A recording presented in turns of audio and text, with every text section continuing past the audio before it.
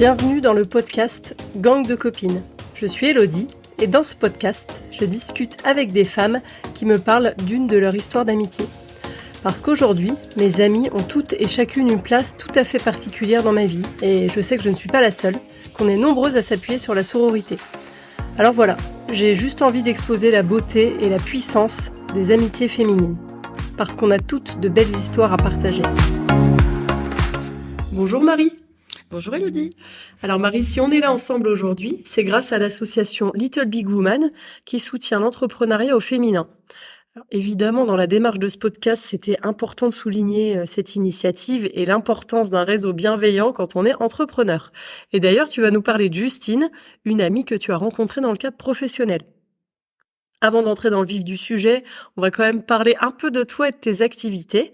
Tu es entrepreneur, tu es au démarrage de ton activité et pour te lancer, tu as fait 2 formations cette année, une en tant que praticienne en massage holistique et une pour piloter un tiers-lieu. J'ai envie d'en savoir un peu plus sur tes activités parce que l'amie dont tu vas nous parler est dans ton cercle d'entrepreneurs donc.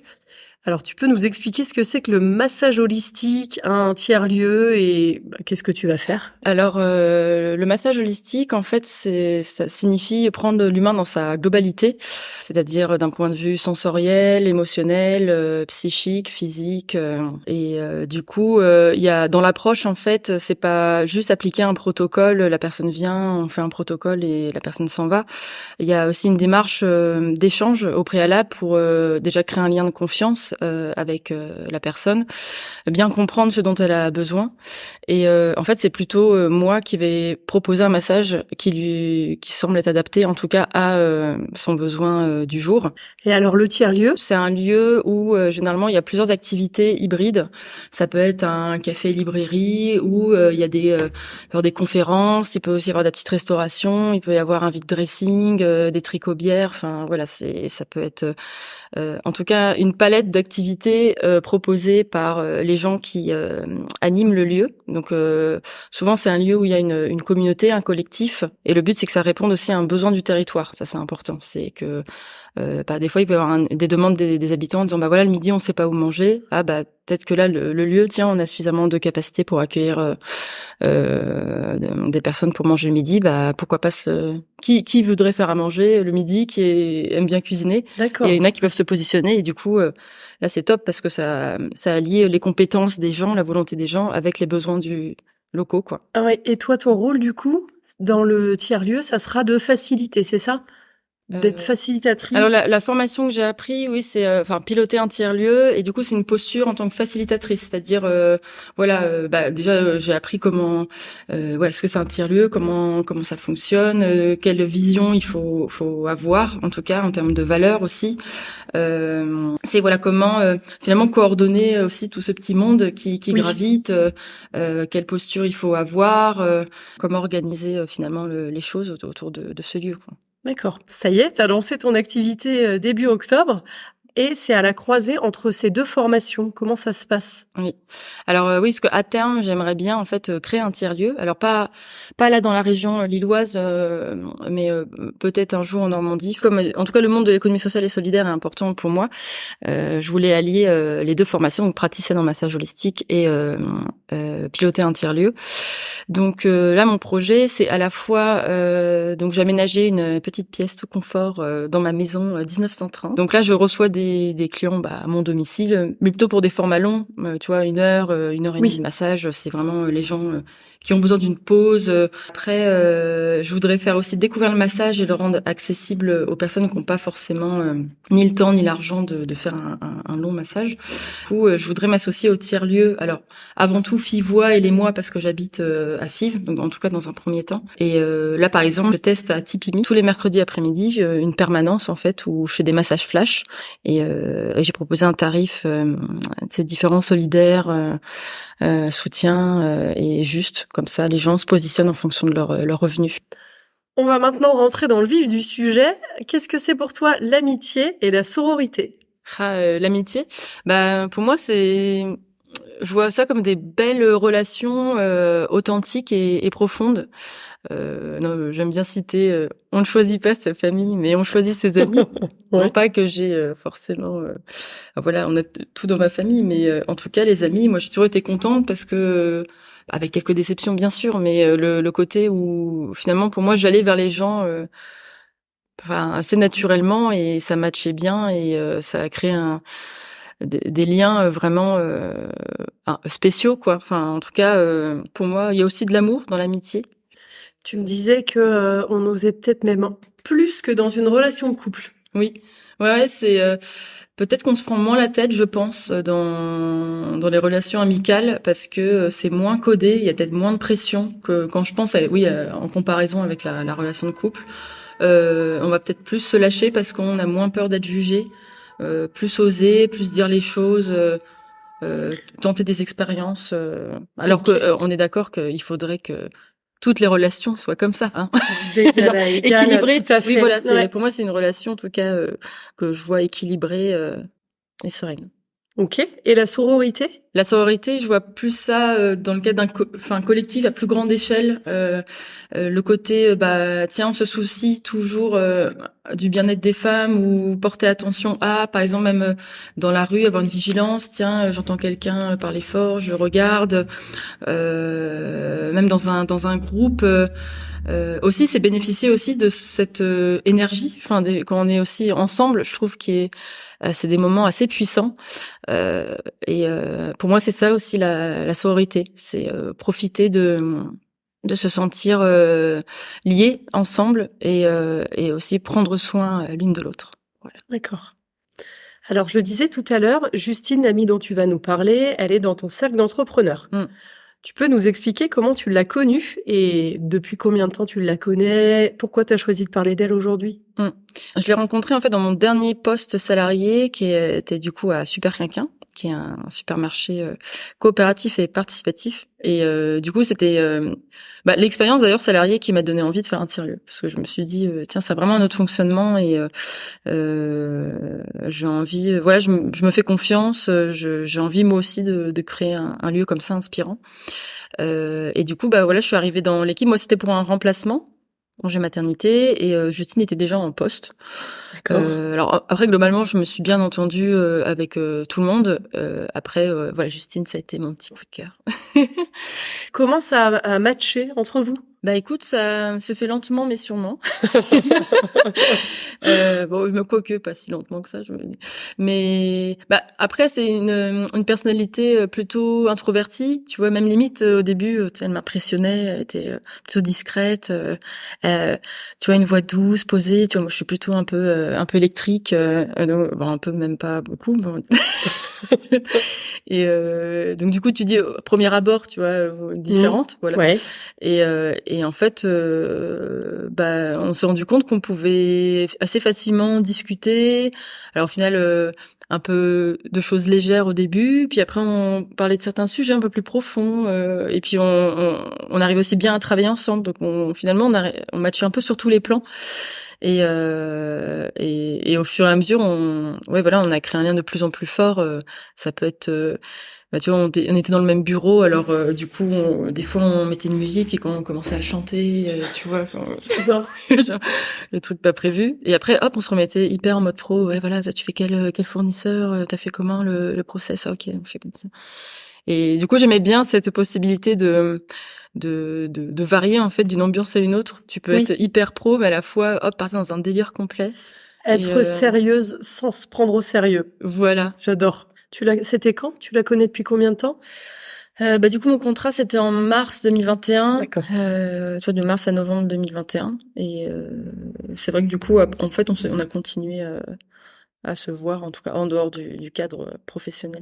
D'accord. Tu sais, la limite entre le perso et le pro, voilà. On va en parler juste après. Mais avant, je voudrais savoir pourquoi tu as choisi de parler spécifiquement de Justine. J'aimais bien le lien, là, comme toutes les deux, tu en fais partie, Little Big Woman. Ça fait déjà un certain temps que ça me trotte l'idée aussi de valoriser les amitiés. Et là, je me suis dit, vas-y, Elodie, fais un podcast, Little Big Woman, entrepreneuriat, Justine, voilà. Il y a du lien. Il y a un lien, ça. Je prends. Ouais. Donc oui, et Justine, parce que aussi, c'est la dernière belle amitié que j'ai construite, tu vois, avec quelqu'un. Donc je me dis, voilà, c'était tout vu.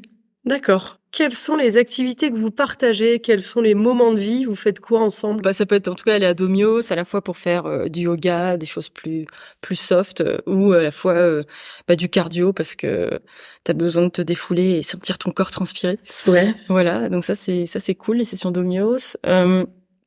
Après ça peut être aussi des moments plus des expériences, tu vois, plus ponctuelles, un concert. À l'aéronef, ça peut être, tu vois, là on a fait, ça c'est Justine qui l'a trouvé mercredi, à République Beaux-Arts, c'était un bain sonore avec des bols en cristal. Tu vois. D'accord, ouais, C'était je vois. et un peu comme les bols tibétains, Oui. sauf que c'est des bols en cristal. Et ouais, c'était ouf. Et du coup voilà, c'est totalement expérimental, mais c'est Ouais. cool. Et puis aussi souvent des moments aussi au quotidien. Ça peut être un matin, tu reçois un petit SMS, ouais, petit mood aujourd'hui, ça te dit un chai latte, voilà, hop, et après on se met en mode session chai latte, voilà, on a le petit mousseur, tu vois, Très bien. pour Ah oui, faire bien équipé pour les un petits sirops moment. noisettes, gingembre, Ah ouais. ouais, d'accord. Nous, Je vais essayer de venir m'incruster un matin un chai latte. voilà, nous on peut ouvrir un barista, tu vois, Ah je très pense bien. Ok. peut-être dans le tiers-lieu, Ah, voilà, le côté ça y est, barista. on On est dans on complète ton activité en live. J'adore. le côté barista, on adore. On est aussi gourmande, on aime bien cuisiner, donc notre repas préféré, c'est le brunch aussi. Ouais. Des fois, on se cale des sessions Ah ouais. brunch. Alors, vous faites du sport, vous mangez, vous buvez, Oui, les apéros, les on en brunchs, parle. oui, les apéros aussi, j'imagine. On n'en parle pas. Et les sessions de travail aussi, parce que Oui, ça c'est la casquette entrepreneuse. oui, Oui, donc ça c'est assez motivant. On se programme, on appelle ça des blocs, par exemple, enfin, au moins 2-3 heures de travail d'affilée. Et soit, on peut aller chez moi, mais souvent on aime bien aller à l'extérieur. Moi, je sais que j'arrive mieux à me concentrer ou à explorer ma créativité en dehors de chez moi. Donc on peut se poser, par exemple, tu vois, au Big Le Moi, le café librairie qui est juste à côté de chez moi à Fives, mais aussi à Tipimi. On se pose même des fois à Domios, il y a une espèce de coworking ouais. là-bas. Et c'est sympa parce que toujours on arrive à se concentrer sur notre activité, mais on arrive aussi à se poser des questions. Des fois, on est peut-être bloqué sur un sujet où on hésite, hop, on se pose la question en direct et puis comme ça on échange sur un sujet et on avance plus vite parce qu'on se donne de la confiance, tu vois, on se soutient, Oui. voilà. Ok. Alors, quel est le meilleur moment dans tous ces moments-là? C'est quoi le meilleur moment que tu aies déjà passé avec elle? Le meilleur moment.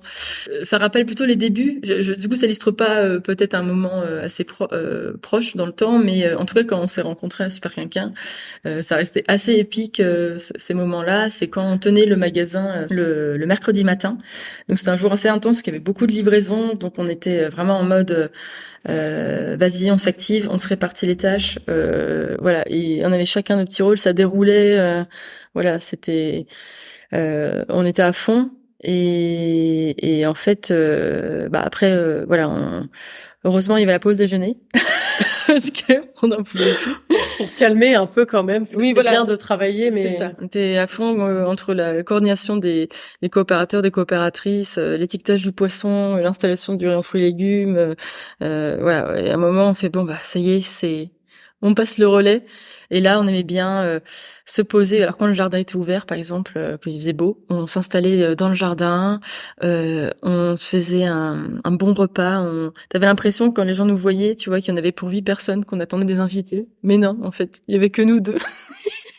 Et donc ces moments-là aussi où on pouvait parler de tout, de rien. Tu vois, c'est aussi ces moments-là, je pense, qui ont aidé à créer le lien. Parce que oui, des fois on pouvait parler de choses plus intimes et on prenait le temps et des fois on pouvait aussi délirer et en tout cas et hop après on repartait voilà, regonflé de motivation pour retourner travailler au bureau. Ok. Qu'est-ce qu'elle t'apporte, Justine, aujourd'hui? En tout cas, aujourd'hui et comme toujours, l'écoute. C'est quelqu'un qui est très disponible pour les autres. En tout cas, Si elle sent que par exemple tu vas pas bien ou tu as un petit mood, tu vois, elle va se sentir direct, ça va, tu veux en parler, tu vois, et en plus elle est vachement OK sur non pas maintenant ou après, tu vois. Donc vachement à l'écoute, aussi une forte sensibilité qui est par rapport au rapport au monde, tu vois aussi le lien avec les animaux, la nature. Donc ça je trouve ça cool.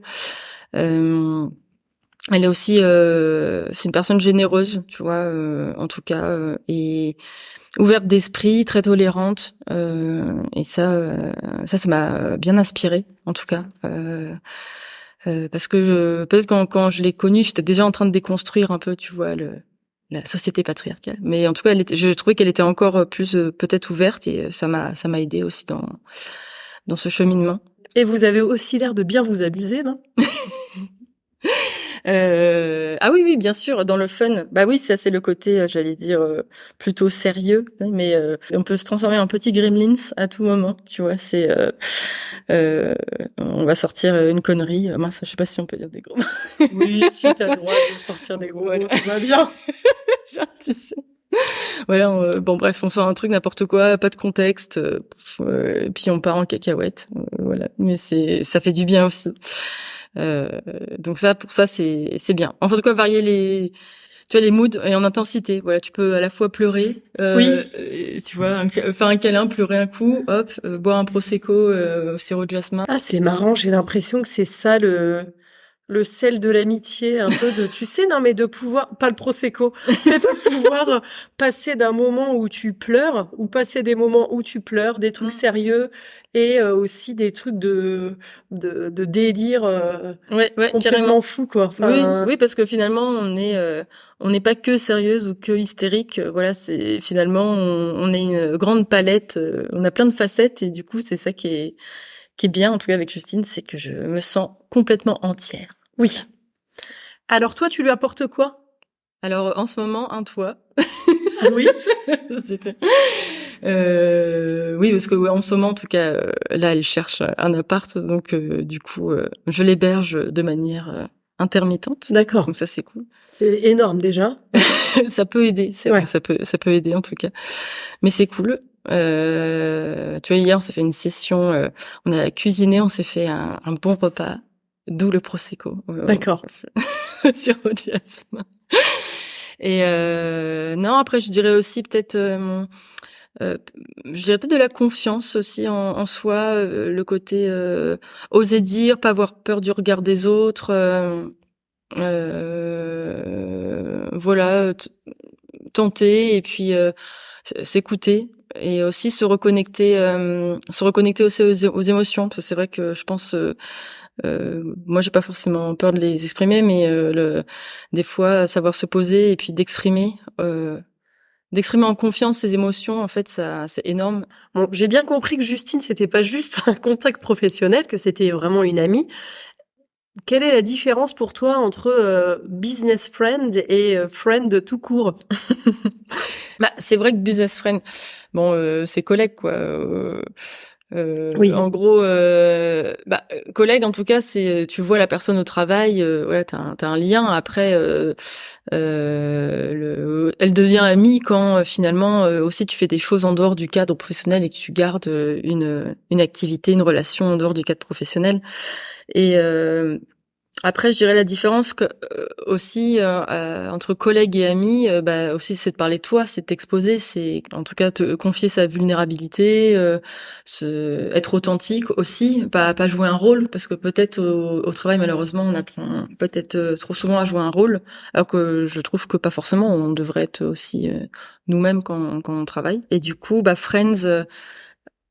Oui, c'est que amie, c'est que tu travailles pas forcément avec elle, mais du coup, c'est vrai que Justine, c'est finalement c'est les deux là pour le coup, c'est les deux parce que je l'ai connue dans un contexte professionnel.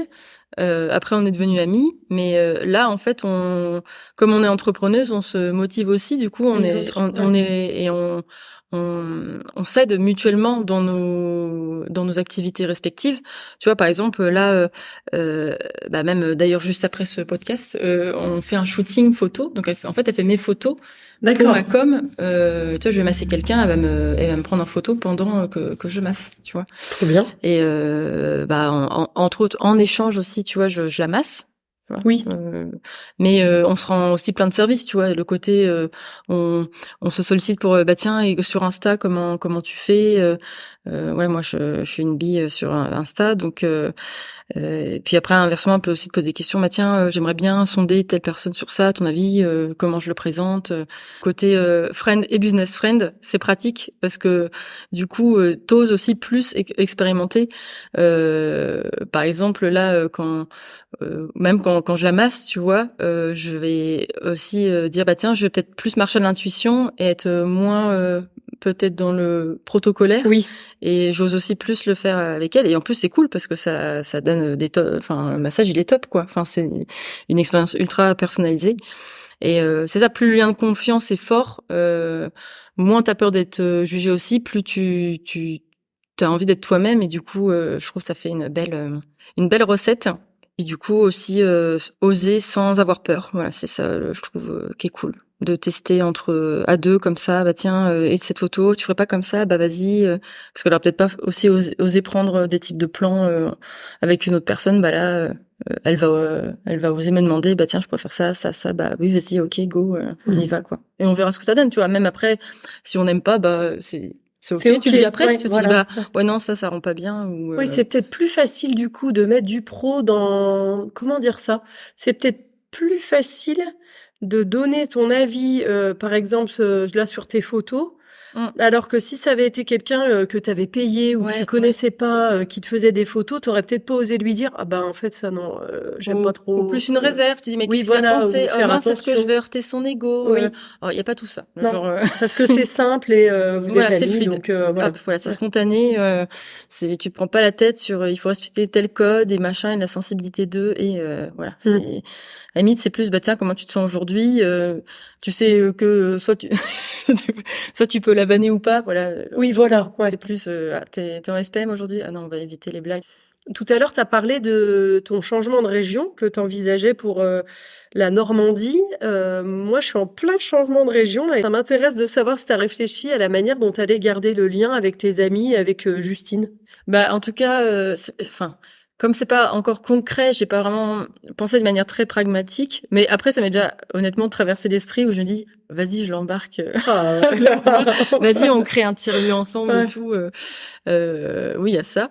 Mais sinon, après, je sais que comme je viens de Rouen et que j'ai déménagé, et puis que j'ai des amis aussi qui sont loin, je sais que ça peut fonctionner. Alors ça a rien à voir, c'est en fonctionnement, c'est-à-dire là.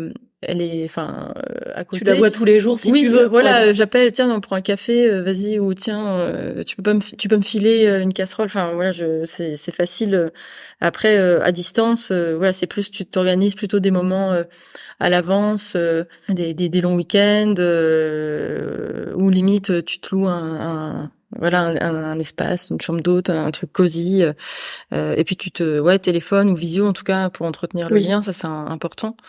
Je pense, je me suis pas trop posé des questions, mais en tout cas j'ai pas oui, forcément, je serais triste de la voir au quotidien, tu vois. C'est forcément ça. Tu dis, mince, j'aurais pu tout ça à côté de moi, mais du coup, c'est quand est-ce qu'on se programme? Tu as envie de l'inviter? Oui, voilà. Tu sais que tu réussis, que cette amitié, elle perdurera et que tu réussiras. Oui, voilà. J'ai pas peur, en tout cas, que ça s'arrête parce que juste géographiquement, on n'est plus à 50 mètres. Quoi. Alors, juste avant de clôturer ce podcast, est-ce que tu as un dernier mot pour Justine? Que je l'aime fort. Et que t'es trop badass, meuf. J'adore.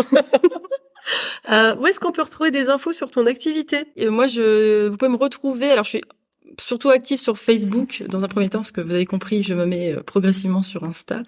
Mon site internet est en cours de construction, donc vous pouvez me retrouver sur le refuge d'Inari, tout attaché en minuscule, et Inari, c'est I-N-A-R-I. Voilà, comme ça se prononce. Okay, voilà. Super. Si vous voulez avoir des infos sur mon projet, n'hésitez pas. Trop bien. Merci beaucoup, Marie. De rien. Bonne journée, Elodie. C'était l'épisode 11 du podcast Gang de copines. Si tu l'as aimé et que tu veux être au courant lors de la publication des prochains épisodes, tu peux l'enregistrer dans tes favoris sur Deezer ou Spotify. Et tu peux aussi laisser un commentaire sur Apple Podcast. Ces toutes petites actions permettent au podcast d'être plus visible, de toucher plus de monde. D'ailleurs, la communauté sur Instagram est encore confidentielle, alors n'hésite pas à inviter toutes tes copines à rejoindre Gang de copines podcast, et pote ça s'écrit comme une pote. On se retrouve dans 2 semaines pour le prochain épisode. À bientôt!